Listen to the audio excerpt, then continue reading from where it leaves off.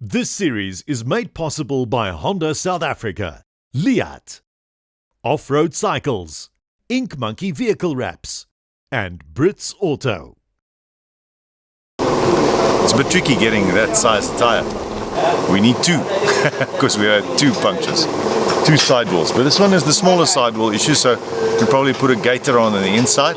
The other one we have to replace, because it's a huge cut. We're going to get a second-hand tyre and put that over the rim as a backup, as a spare. See if it works, because if it heats up in the dunes, gets warm, and the tyre sidewall flexes, never know how long the gaiter will last. But at least it's something.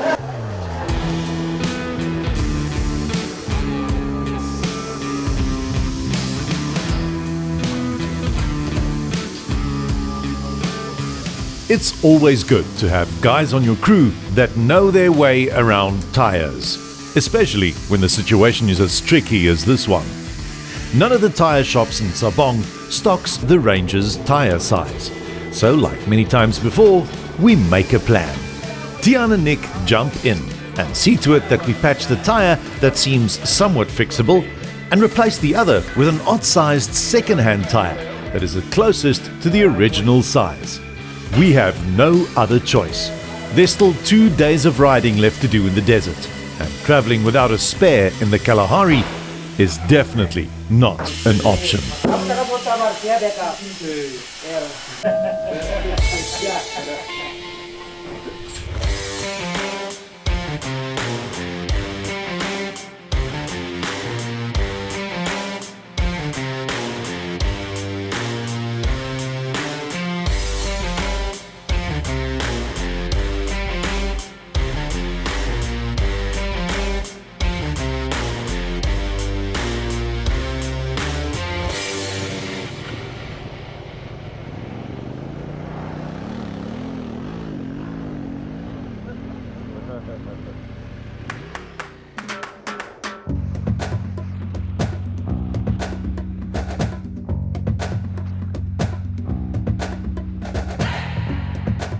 It's almost 10 o'clock in the morning when we eventually leave Sabong.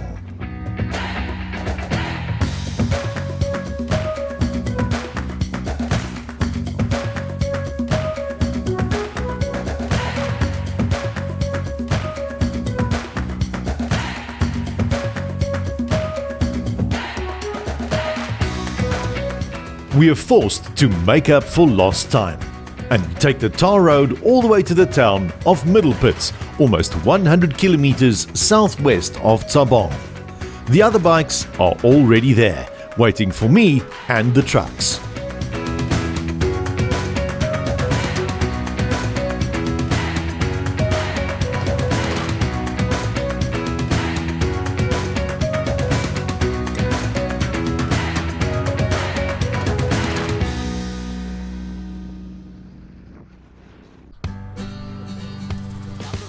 When we eventually arrive in Middlepits, we find the other bikes exactly where you would expect them to be, hiding from the late morning sun under a shady tree next to the road, right in front of a shebeen. Tian and Nick has family matters to attend to and plan on heading back home today, and we all suspect that this stop might be their point of departure. From here, it's a short 3-hour drive on tarred roads to get back to Uppington. So we all enjoy the last few lekker moments together before they leave the group. Lekker, the Afrikaans word for something pleasant and extremely likable, and also the perfect way to describe the Borman brothers. Friendly, adventurous, lekker people. Draai jou. Die bootjie, lekker geweest. Sien jy by die see, hè? Ja, baie dankie. Baie dankie. Baie nice. Dankie vir al julle moeite. Ek wil jou sê dankie vir al julle moeite. Veilig ry, geniet dit. Sien julle binnekort. Ja, ek sien jou Vrydag. Pier, dankie. Het was lekker geweest. Dit is 'n voorreg saam met julle. Het was altyd lekker. Het was regtig lekker geweest. Dis om weer te sien. Ja, en julle moet veilig ry terug. Dankie. Sterkte in jou besigheid. Ja, dankie. The bikes and 2 remaining vehicles turn north into the wilderness, for our last few days in the Kgalagadi district's warm embrace.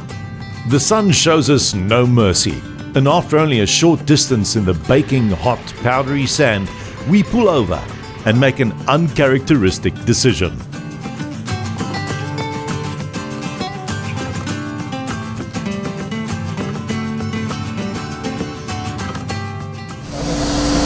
So quickly deflating tires. Yes, I said deflating tires. Yes. Truck's also deflating. So if we put the bike tires on one bar, they should, when they cool down in the mornings, should go to 0.8, which is, I think, as low as you'd go. 0.7 maybe, but actually 0.8. Otherwise, they'll come off the rim. And just watch out for lurkers. Any lurker now will mean a smiley in the rim.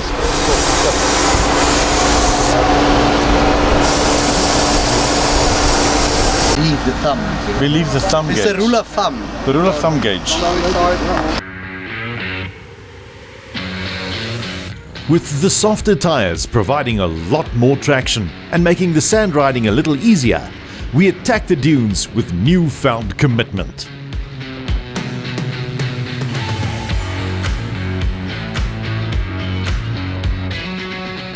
Navigating the well-trodden crisscross patterns left by herdsmen, their cattle and game, also fleeing civilization, back towards the dunes.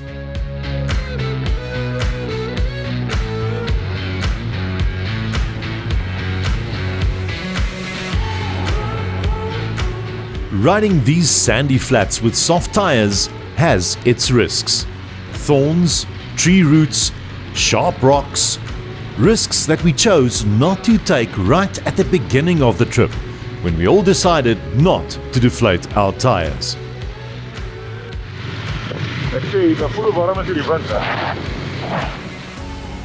The mid-sized Transalp adventure bike starts feeling like an enduro bike under my feet, carving out the sandy track.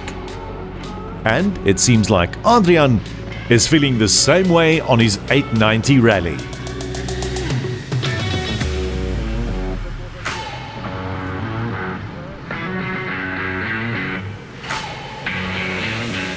In this sun-scorched section, our calculated risk starts paying off. For the moment, at least. The deflated tires turn this part into one of the most enjoyable rides of the trip.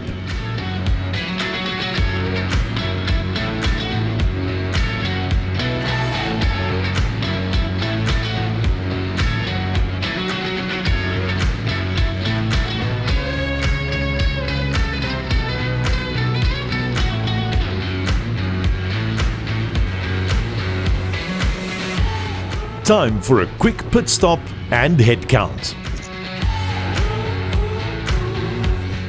Regular stops to regroup are always a good idea on any adventure trip, especially this one, as the ambient temperature is picking up and heat stroke can become a real danger real quickly. Right. 41 degrees. 41.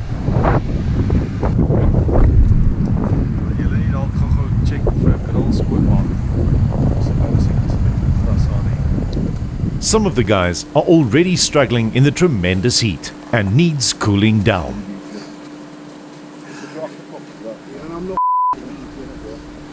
Nee, maar julle ouers van middel van die dag daai na ry. Hoe is julle ding? Skus kan ek jou gooi. Hier agter jou nek mos. Wat is dit? Is nog goed. We decide to give one more big push into the sea of sand before we have our lunch stop somewhere under a shady tree.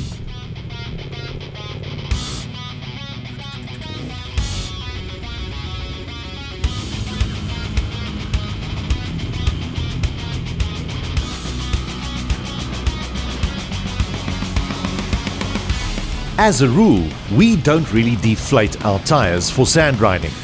We've just had too many pinch flats and bent rims in the past. Yes, it makes the sand easier to ride, but it usually also wastes a lot of time and energy when you're forced to wrestle a tyre on and off a rim by hand in the bush. It's a minor miracle that so far none of the 6 bikes had a flat during the morning's ride.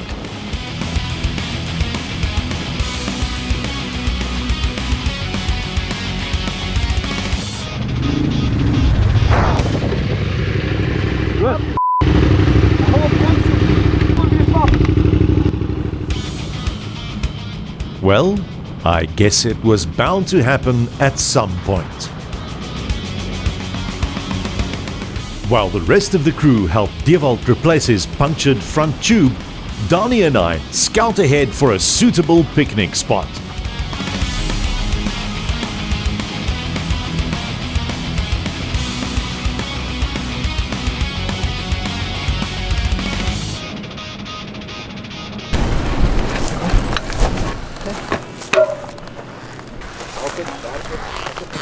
Kom maar. You ready? Yep. En dan begin zakken. Okay, dit Fanny. Dan gaan we voor de zak, nee? Okay.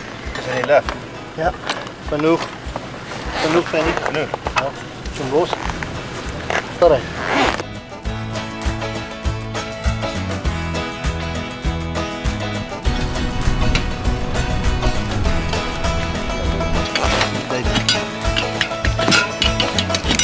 Kom lekker om andermans rims te krap. Hé, je moet stadig werken, maar goed. Geen verwend. Anders is het nog wat doorn is.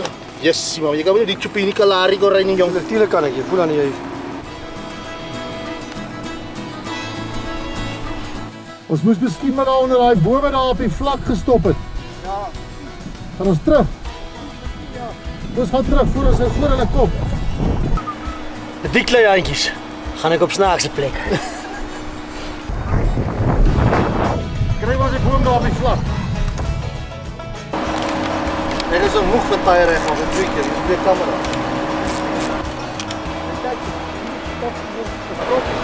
Ja.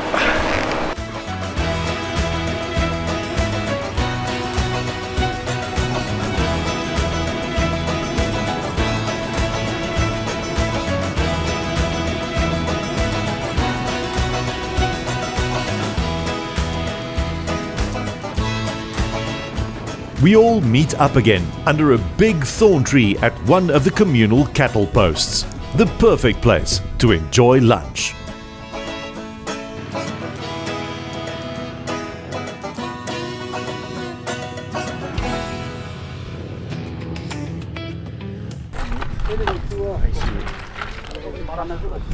Gold.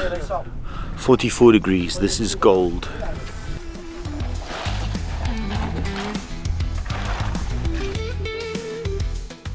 The Borman brothers didn't leave us in the desert without packing our padkos for the day.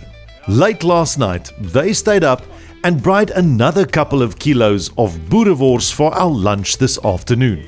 Those guys are absolute legends. Trouwmateriaal. That's all I can say. Is er nog bij? Oké. After lunch, we decide not to stay in the shade for a few hours, but rather to take on the desert in the midday sun. In retrospect, maybe not the best choice, as we aren't sure where exactly the next section of track is. We can see it in our GPSs, but the trail is almost invisible in the dunes.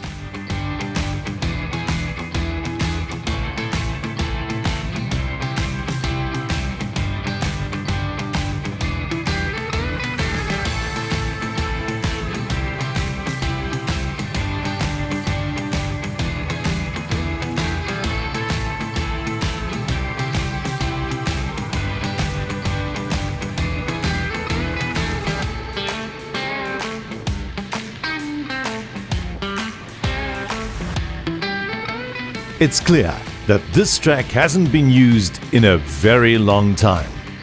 And to make matters worse, it's slowly veering off to the south of our planned course. We follow it as best we can, hoping that it would eventually turn east again towards our intended direction.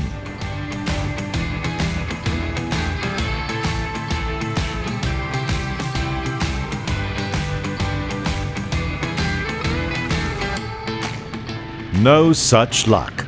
It keeps heading off course. And we definitely don't want to ride through virgin bush looking for waypoints again. So, we keep following the two-track. That slowly but surely turns to a single track. And a single track that eventually fades away completely, about 10 kilometers from where we left off for lunch, forcing us to once again make a difficult call.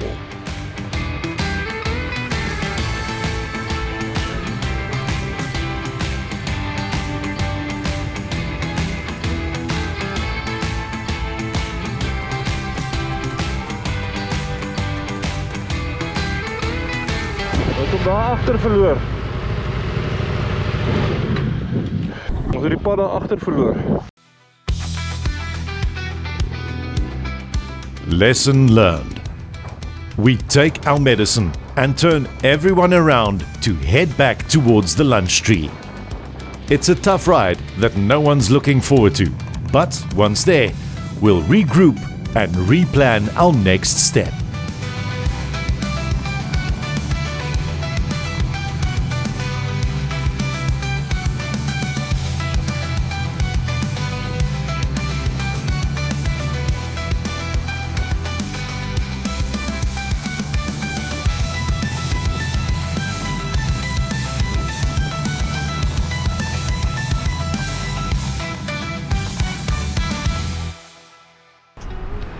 Ek begin en neem nou kapsie daar teen om tot 44 grade wat dit te doen.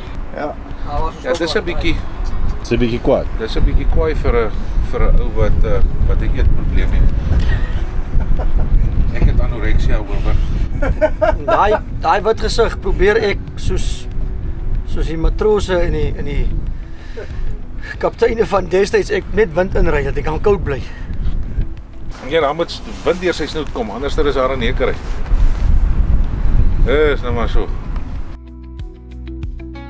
While the group catch their breath and cool down under the thorn tree, John and I start searching for a better route option into the dunes.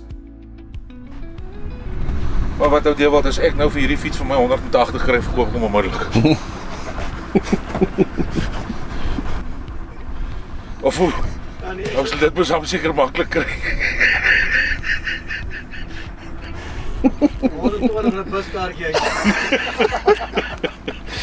Followed Pierre, we found the route, we've followed it for about 3 kilometers. It's better than we had, but it's still overgrown badly. But I've got a marker to it now. Now we know where to start. It's very difficult. It's not a clear track. It's grown over on this side. But we are scared for our brothers. Solank die bakkies daar kan ry. Is dit dieselfde trek as wat hulle wys? Nee. Ons kom later by hom in. Oor 3 kilos van hier af, dan kom ons by daai trek in.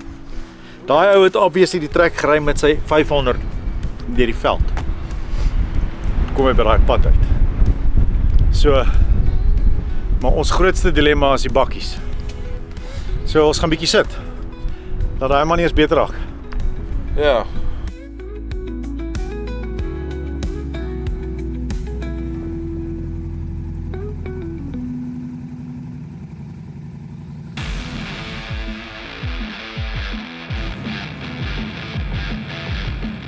It's 3 o'clock in the afternoon when we decide to ride out into the Kalahari sun again on the new heading. The track is virtually non-existent, and we know that it's going to take some proper navigation and recalculation to get our bikes and the vehicles through the challenging terrain.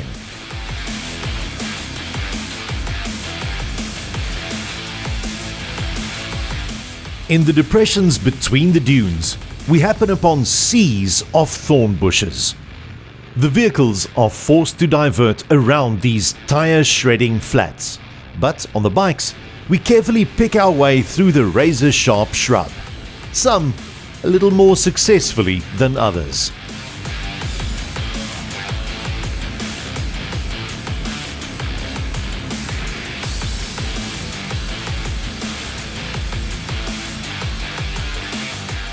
The track starts disappearing in the thick sand, leaving only faint traces and clearings between tufts of grass and dry bushes. But we stick to the GPS track that someone else has ridden some time ago on Lord knows what. Eventually, the thorn flats give way to grasslands. Good news and bad news. We don't have to worry about getting flat tires anymore, but now we have to stop more often to clear the grass out of our radiators. And just when you think you've managed all the possible variables on an adventure ride, something unexpected is guaranteed to catch you out. This time, it's an axle-high anthill hidden in the dry grass. Rikus is the first one to hit it with his boot, ripping his foot clear off the footpeg. Adrian luckily misses it. And I'm the next victim.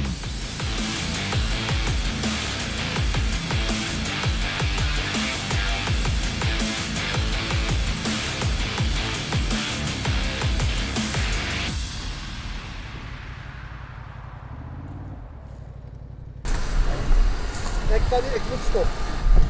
Ek het daar 'n ding geslaan aan die linkerkant. Moersou. Ek het amper my voet verloor daar.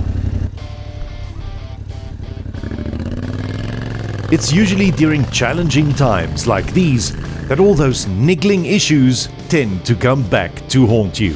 Adrian is still riding with a groin injury he picked up 2 days ago, and it's now really beginning to hassle him. But being Adrian, he hasn't even mentioned it to anyone in the group over the last few days. It's rather fitting then that Adrian would be the first person Rikus confides in about his own recent injury. Stomp wat langs die pad gevat het. Je voet gevangen. Ek weet nie of hy iets af is nie. Ja, rustig. Jongen, maar je boet het gebaars. Ek kan hom nie so maak nie. Je boet het gebaars. Ja. Goed. Of als dan vasttref je met duct tape, want je hebt opgebaars. Je hebt hem tegen die voetpeg vastgeklapt. Afgeslaan. Van die voetpeg af. Ik denk dat je met tape omdraait. Ja. Dat is je boet net support. Ik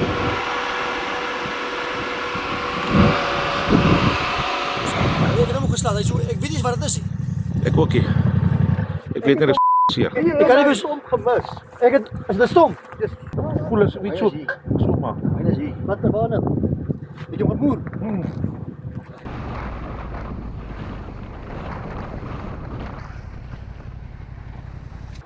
Ja, ik heb zijn voet seer gemaakt. Ek ook. Ja. En die wil ook, maar zijn voet is nog wel baie seer. Ik denk Rikus zijn voet is een beetje groter. Hij is net vastdraaien met duct tape. Jy hard baie vol strys. Super lang. Ja, ik zit er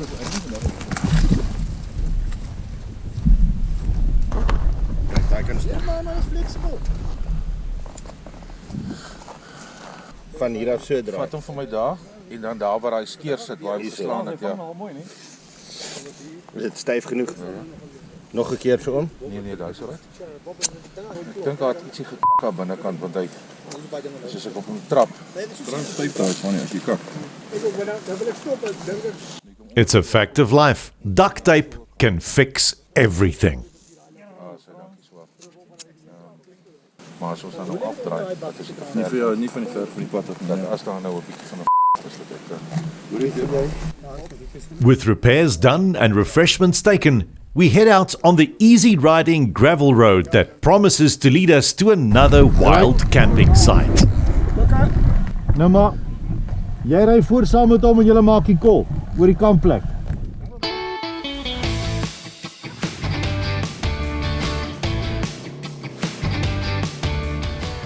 The GPS and maps indicate this as a general gravel road.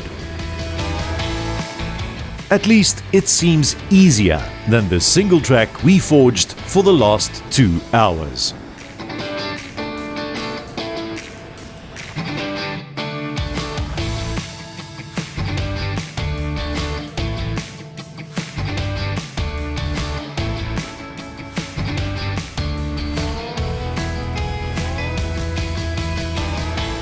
It turns out to be a lovely scenic sandy track, snaking into the wilderness in the golden afternoon sunlight.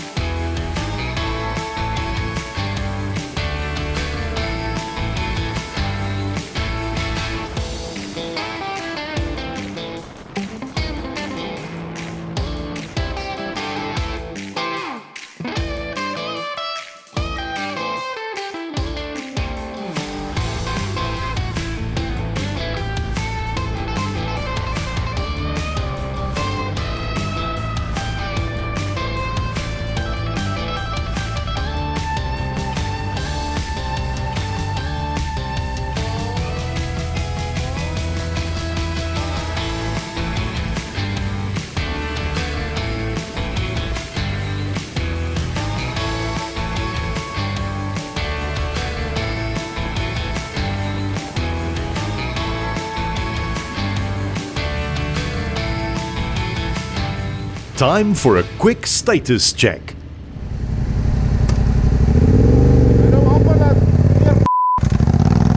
Wie? Jy right. Hy's reg. Maar partykeer is hy nie.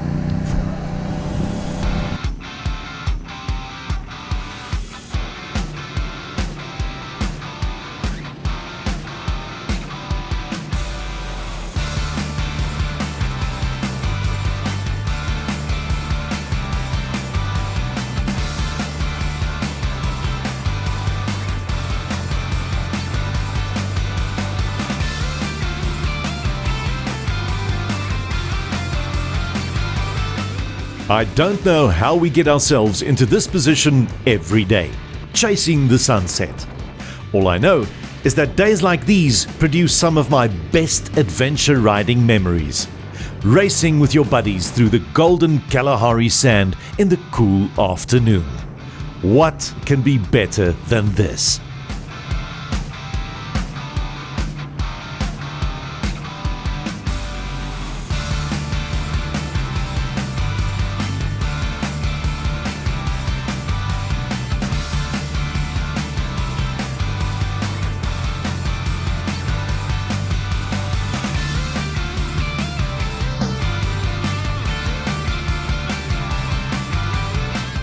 We eventually call it a day under a big nesting tree.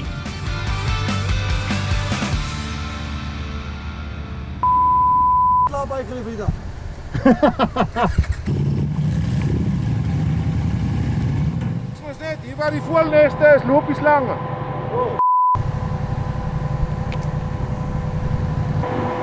Maar hier sit relatief oop. Hier kan nie sommer 'n gebeur nie. Ek kan nie met my voet op my footpeg laai nie. Ja, broer net laat.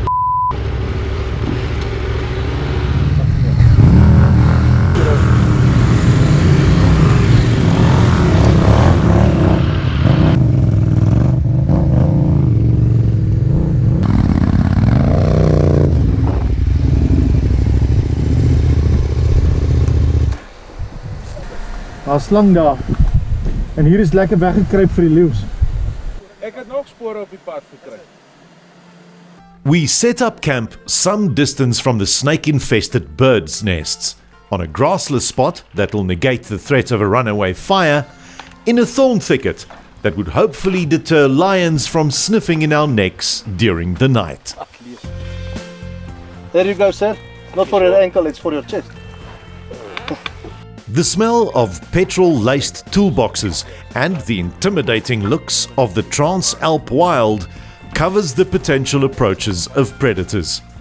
Doubling up on our deterrence, we also deploy the bare-chested Deerwald, our bite-sized, pink, juicy lion bait.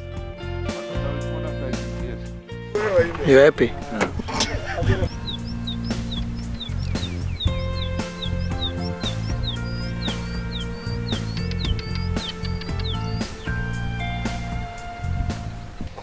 It was awesome in the desert, red sand. It was brilliant. It was good. So yeah, it's nice being out here. It's quiet, and like you said, not a lot of people's been here. So it's still special before it becomes normal for people to be here. Tell me about today. How was the ride? Very challenging. It was tiring. It was very hot, but enjoyable. Was it? Very enjoyable. How's the groin? It is painful. Yeah. Painful, but I'll see in the morning. Okay. After some beer and Jameson and then medication. And then medicine. We'll see in the morning. Yeah. When we had to navigate, going slowly all over, and obviously the grass. Yes. So in the radiator. Yeah, yesterday was quite an eye opener for me, because we know about hunting vehicles starting to burn and everything, but the bike not. But yeah, yesterday was quite an eye opener, and obviously, man and machine around lunchtime. You could see the effect of the heat. 43 degrees at one stage on my thermometer. That's why I'm pitching a tent early tonight. Everybody's rather quiet and exhausted, ne? What is your problem? Beautiful, nice, cool, lovely weather. What's the thing with the heat, I think it's not the ideal time of year to come and mess around in the sand in this part of the Kalahari. Yeah. But we're here, so we have to do it. We have to finish. And yeah, a couple of hiccups, hidden tree stumps, broken boots, swollen ankle. Sure. And yeah, we'll see how it goes in the morning. Frans starts preparing for the daily roundup that usually happens behind the scenes, dumping the data of the entire day's footage, marking and backing up the audio on the helmet chatter, cleaning the equipment, drives and cards, and prepping the comsets and radios for the next day. We pitch our tents and settle down for the last night of wild camping in the wilderness of the Kgalagadi district.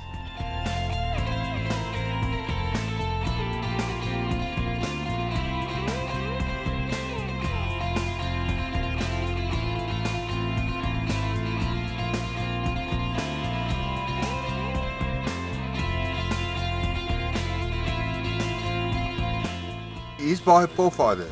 Hy is die Vader. Kyk hoe dit hier werk is nie. Ek braai beter as daardie, maar hy is sterker. So hy moet in die vuur staan. Die slange is hektiek in hierdie omgewing. Kies 'n Nee, my jy sal sat op die vleis skep my Bonnie. Ek het my chop gehou so tot hulle klaar gebraai het. Sal ek my eie chop braai hulle belê. Wat kom man, so kom ek aangaan nie. Korte gif ding. The evening is filled with laughter and good food as we self-medicate our injuries in anticipation of our last epic stretch home. Join us again for our next and last episode of our Kgalagadi adventure when we head back home taking the lesser travelled roads.